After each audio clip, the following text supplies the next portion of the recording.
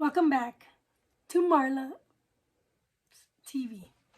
In today's episode, we're going to dive into the controversy surrounding Russell Brand and the intriguing connection between free will and free speech and the American Constitution.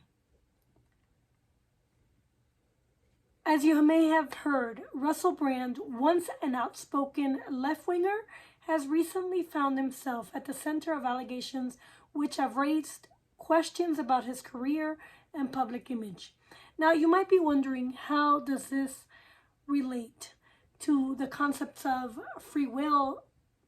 Well, let's explore that for a moment. Free will is a fundamental philosophical concept that revolves around our capacity to make choices and decisions independently. It's the very essence of human agency and self-determination.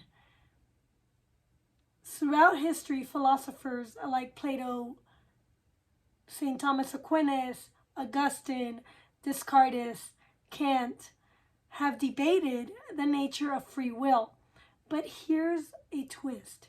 Free will is inextricably linked to our ability to express ourselves freely through speech.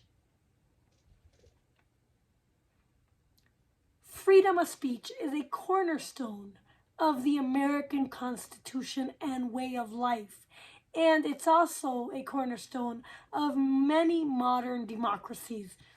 It allows individuals to express their thoughts, beliefs, and opinions without censorship. And in America, no government can abridge it.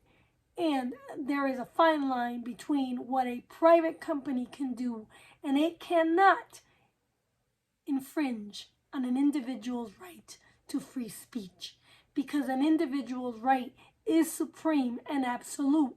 And a platform company, like people want to tell me, they have no free speech. They're limited. There's limits. The limit a corporation has to free speech is their own free speech. They cannot prevent or limit another person's freedom to speak or write, especially not being in bed with government. So now, consider this.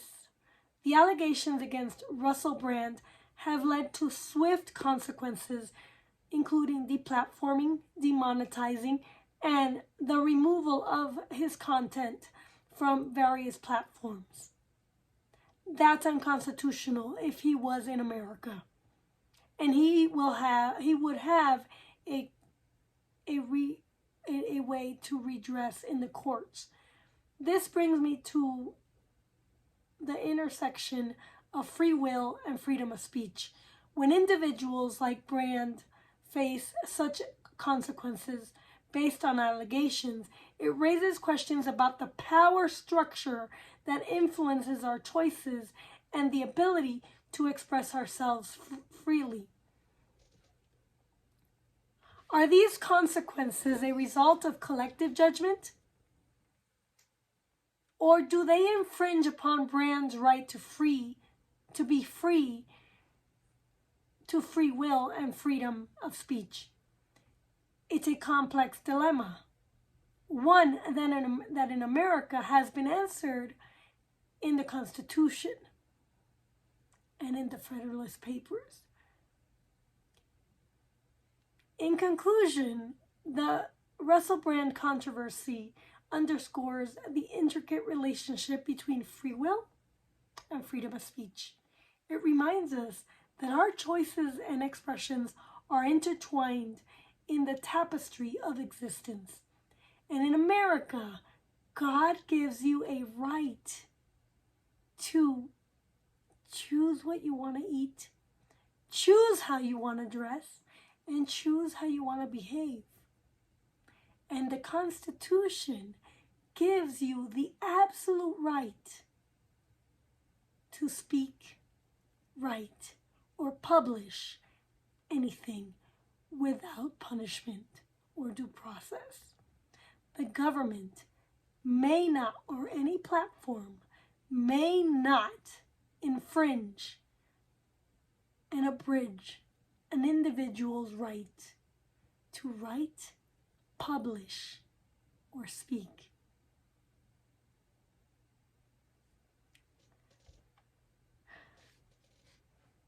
I hope this exploration has shed light on the broader implications of the controversy like this and the complex interplay of our fundamental rights and freedoms in America.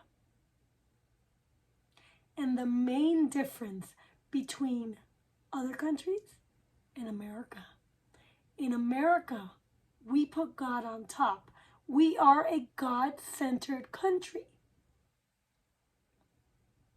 People are below God, and they govern themselves. But God governs their behavior. That's why we have rights that are absolute and cannot be given or taken away from government. Government can only take away rights from a corporation. The stakeholders in America are individuals, not corporations or groups. We're not a collective society. We're an individualistic society. That oversees our government.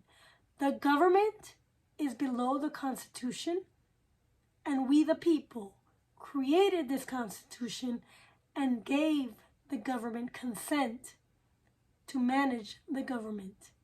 The government is subservient to the people in this country. The government cannot be insubordinate to the people.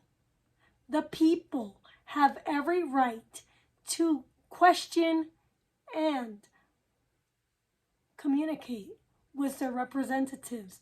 And their representatives must represent each and every individual in America. And that's the problem that we're facing today, is that America is different in every aspect of governance. And the progressive left wants to usurp and overturn it. And that's why in America today, most kids can't read well and are ignorant.